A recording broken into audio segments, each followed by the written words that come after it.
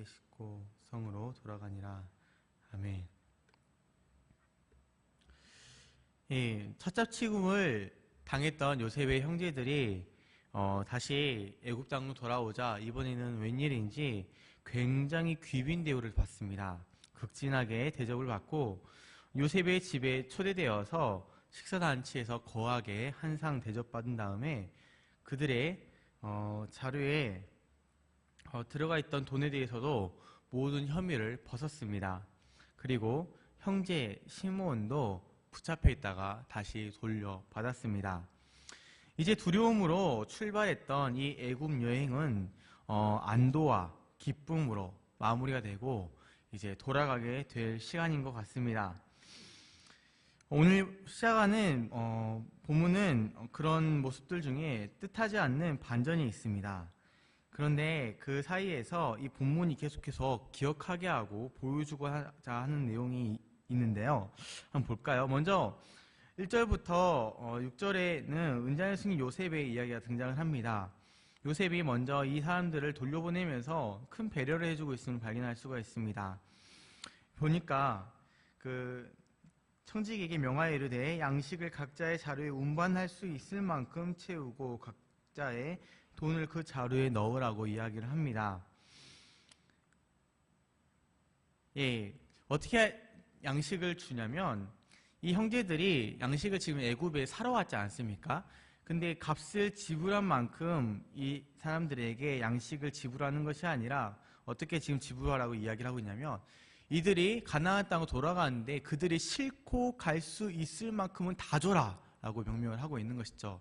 그 값에 상관없이 최대한 양식을 실을 수 있을 정도로 이제 더 이상 못 실을 정도까지 양식을 지금 채워주고 있는 거고요.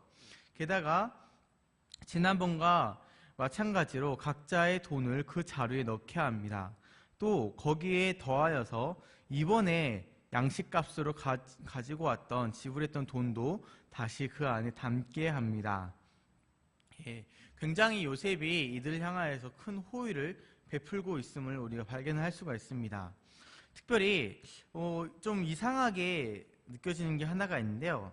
그것은 바로 요셉이 자기의 은장까지 그 가운데에 자루 아귀에 넣게 했다라는 것입니다. 그리고 나서 청지기에게 떨어진 명령이 있습니다. 그 사람들을 보내고 나서 조금 있다가 그들을 따라가서 이렇게 너는 꼭 이야기를 해야 되는데, 첫 번째는 너희가 어찌하여 선을 악으로 갚느냐 하는 것입니다. 그리고 두 번째는 너희가 이같이 하니 악하다 라고 하는 이 두 마디의 말을 이 청지기는 이들을 쫓아가서 꼭 해야만 했습니다. 그리고 청지기는 이 요셉의 말을 그대로 수행을 했다라고 기록을 하고 있습니다. 왜 이렇게 특별히 성경이 본문을 이렇게 기록을 하고 있을까요? 이 청지기에게 말하라고 일러둔 이 두 마디의 이 두 마디의 말씀 속에 이 요셉 스토리의 요셉 이야기의 전체에 사실 중심 문제가 들어가 있습니다. 그것은 형제들에 의해서 행하여진 악과 또 하나님이 그것들을 사용해서라도 자기의 뜻을 이루시는 선, 이 둘의 대조를 지금 은근히 보여주고 있기 때문에 그렇습니다.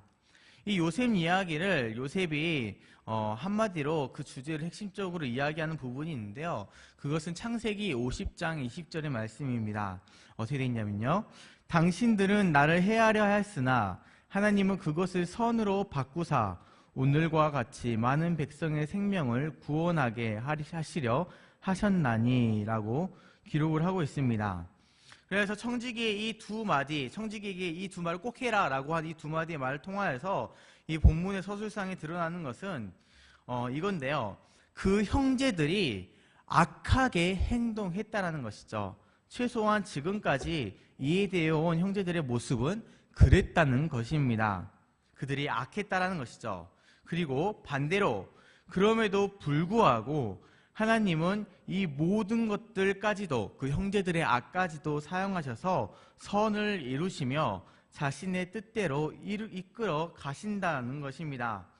이 전체 이야기 속에 하나님의 말씀에 대한 신실하심과 또 어떤 것이라도 하나님의 섭리를 방해하거나 또 거스를 수 없다라는 것을 우리가 발견을 할 수가 있습니다. 무슨 말을 지금 하고 싶은 겁니까? 이 형제들이 이렇게 악하게 행동했을지라도 결국 하나님은 자신의 계획과 뜻을 이루어 가신다라는 것이죠. 비록 형제들 그들이 악했고 지금도 악하고 너희들의 행위가 모두 악하고 너희들은 악한 사람들이다라는 이런 것들을 계속 부각시킴으로써 형제들의 악으로 이 하나님의 계획에 대항할지라도 하나님이 이 모든 것을 선으로 바꾸셨다라고 이야기를 합니다. 청지기의 질책에 단호하게 또 맹세하는 형제들의 모습이 이어서 등장을 합니다. 무슨 말을 등장하냐면 절대로 그럴 리가 없다란 이야기죠. 우리가 돈을 돌려주려고 가나안에서 이 긴 여정 동안 처음에 우리가 자루 안에 있었던 그 돈들을 다 짊어지고 왔음을 너희도 알지 않느냐?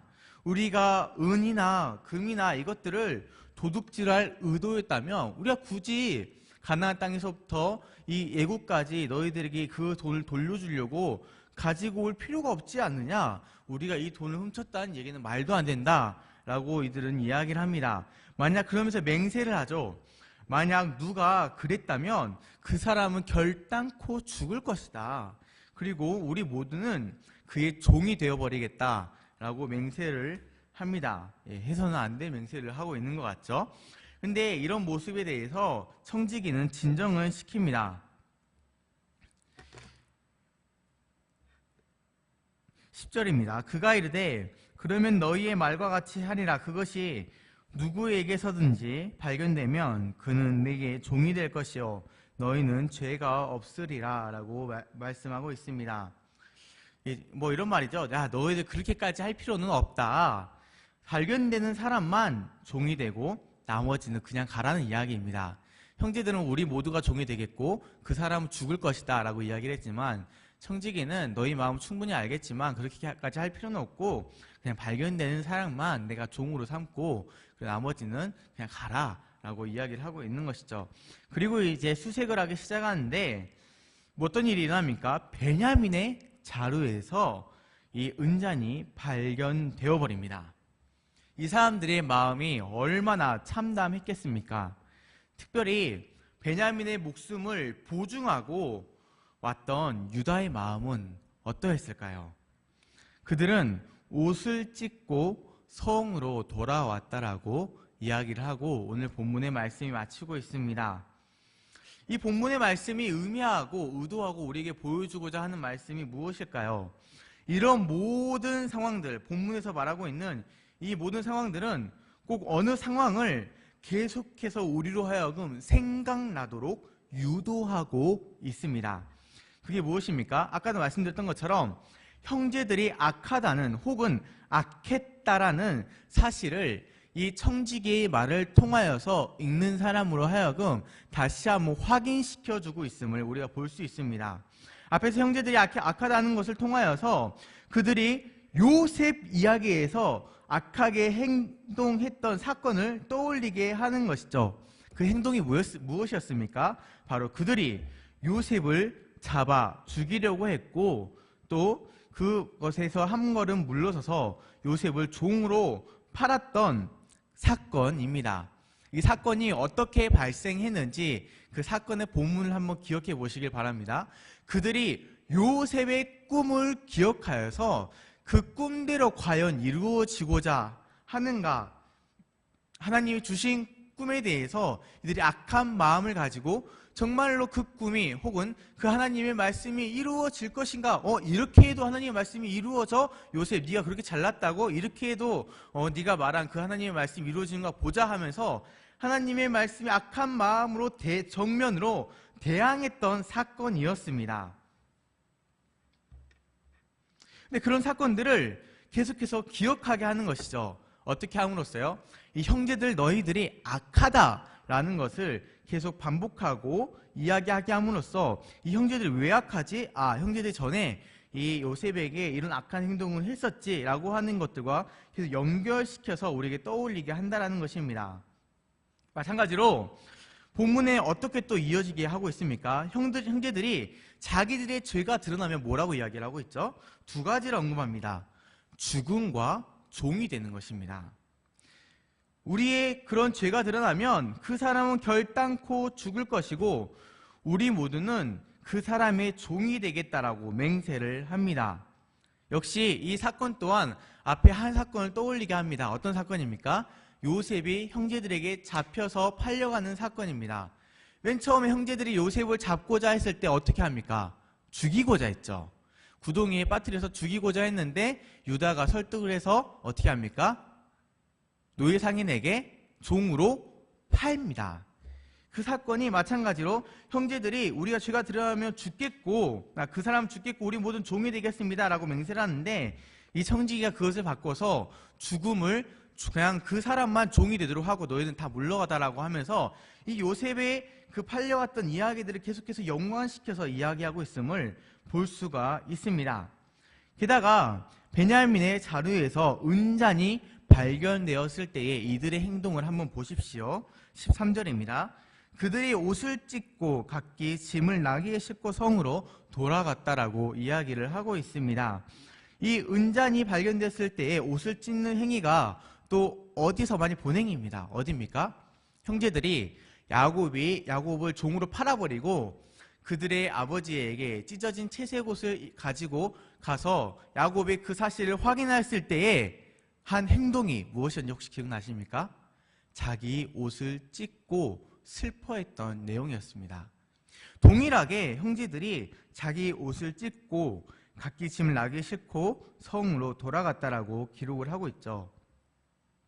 이런 모든 서술들을 통하여서 지금 44장 초반에 지금 창세기의 저자가 계속해서 떠올리게 하고 싶어 하는 것은 앞에서 요셉이 팔렸던 이야기를 계속 떠올리게 하고 싶어 하는 것입니다. 그러나 그 악을 행했던 형제들, 이제 그 형제들이 이런 요셉을 팔았던 악을 행했었는데 이제 그 형제들이 과연 이런 상황에서 어떻게 행할 것인가를 독자들로 하여금 계속 궁금하게 만드는 것이죠. 그런데요, 이 형제들이 굉장히 악하게 행동했던 앞의 모습과 대조적으로 다른 모습을 보입니다. 그들의 악에 대해서 책임을 지고자 하는 모습입니다. 분명히 청지기의 말에 의하면요, 베냐민만, 은잔이 발견되었던 베냐민만 종으로 돌아가고 나머지는 돌아갈 수가 있었습니다. 그렇죠.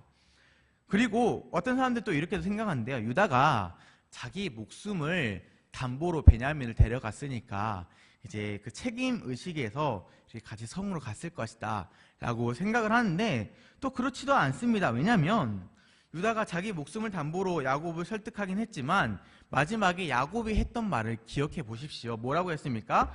이 모든 내가 자식을 잃으면 잃으리이다 라고 하면서 야곱은 이 모든 것을 그냥 하나님의 섭리에 맡겨버렸습니다.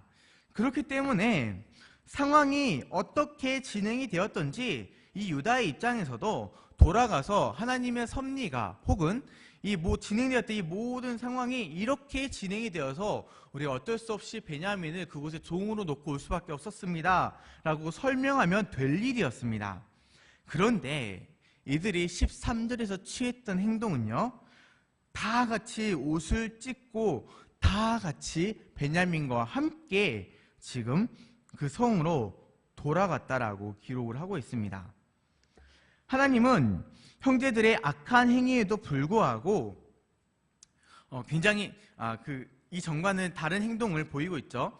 하나님 형제들이 이런 악한 행위에도 불구하고 계속해서 자신의 언약을 이루어 나가는 분임을 우리가 알 수가 있습니다. 이 형제들의 악한 행위가 하나님의 의도하셨던 어떤 계획과 섭리를 방해하거나 어떤 일련의 영향력을 미칠 수가 없었습니다. 우리도 마찬가지죠. 우리를 향한 하나님의 뜻과 목적이 분명히 있습니다. 우리가 이 땅에 태어나고 지금 이 순간 우리가 주어진 삶을 살아가고 있는 오늘 하루의 삶도 하나님께서 허락해 주신 뜻과 목적이 분명히 있습니다. 비록 그 길을 걸어가고 걸어가면서 넘어지기도 하고 우리가 시험에 들기도 하지만 궁극적으로 하나님은 하나님이 원하시는 대로, 의도하셨던 대로 우리의 삶을 인도하여 주실 것입니다. 그것은 구원받은 성도가 하나님 나라에 이를 때까지 이 땅에서 주의 백성으로 살아가는 일종의 성도의 견인의 모습인 것이죠. 그렇기 때문에 우리는 무슨 일을 만나든지 만사 형통하리라 라고 말했던 찬양의 가사처럼 두려워할 필요가 없습니다. 세상이 아무리 우리의 삶을 어렵게 만드는 것 같아 보일지라도 세상보다 더 크신 분이 우리의 삶을 이끌어가고 계시며 책임져 주고 있다는 것을 기억해야 한다는 것입니다. 이 믿음 안에 그리스도인들의 참된 평안이 있습니다. 두 번째로, 하나님은 이렇게 우리의 삶을 이끌어 가실 때에 그냥 이끌어 가시는 분이 아니십니다. 이 하나님의 섭리 아래 형제들은 보호와 인도함을 받죠. 분명히 받지만 그들의 죄가 묵과되었던 것은 아니었습니다. 오늘 본문 말씀을 통하여서 이 형제들이 요셉에게 행했던 그 행위대로, 그 모습 그대로 이 형제들에게 지금 돌아오고 있다는 것을 우리가 발견을 할 수가 있습니다. 그들의 어떤 죄에 책임된 모습이 돌아오는 모습을 읽을 수 있지만 형제들은 이전에 악했던 행동과는 다르게 이 죄에 대한 책임을 지려고 하는 모습을 보입니다. 하나님이 그냥 이끄시는 것이 아니라 어떻게 합니까? 이들을 회개시키시고 변화시키셔서 이제 베냐민과 함께, 베냐민을 그냥 요셉을 버려서 애굽 땅으로 보냈던 것과는 달리 베냐민과 함께 그 죄에 대해서 책임을 지고 가려고 하는 이 형제들의 모습을 우리가 오늘 본문 모습을 통하여서 발견할 수가 있는 것입니다. 하나님은 이들을 이끄실 때에 그냥 이끄시는 것이 아니라 이 악한 형제들의 모습까지도 이렇게 회개시키시고 변화시키심으로써 자기의 뜻과 계획을 이끌어가고 계심을 우리가 발견할 수가 있습니다. 하나님은 자기의 섭리대로 우리를 이끌어 가시지만 우리를 고치시고 우리를 변화시키시고 그분의 자녀답게 우리를 만드시면서 이끌어 가신다는 것이죠. 이 하나님을 믿는다면 우리는 항상 하나님을 의지해야 됩니다. 아까 말씀드렸던 요셉 이야기의 주제처럼 하나님은 우리의 잘못된 모습, 악한 모습에도 불구하고, 그럼에도 불구하고 이 모든 것을 선으로, 즉 하나님의 뜻으로 바꾸셔서 인도하시기 때문입니다. 우리의 힘은 죄만 짓는 우리의 능력이 아니라 우리의 잘못된 모습에도 불구하고 우리를 선하게 이끄시는 바로 이 위대하신 하나님의 섭리가 우리의 능력이 되는 것입니다. 이 아침 이 위대하신 하나님을 믿는 믿음이 여러분 가운데 있기를 바랍니다. 우리의 어떤 악이든 또 어떤 선이든 하나님의 계획에 영향을 미치거나 방해할 수 없습니다. 이것은 우리에게 소망을 주는데요. 바로 우리의 구원의 근거가 우리의 능력이 아니라 하나님의 은혜에 달려있기 때문에 우리가 소망을 갖고 살아갈 수 있기 때문입니다. 우리와 함께 하셔서 우리의 삶을 이끌어 가시는 이 하나님을 믿는다면 우리는 이 세상에 살아가면서 두려울 것도 무서울 것도 아무것도 없습니다. 이 하나님과 동행하셔서 담대하게 오늘도 주의 말씀을 의지하며 살아가시는 오늘 하루가 되시기를 간절히 축원해 드립니다. 기도하도록 하겠습니다.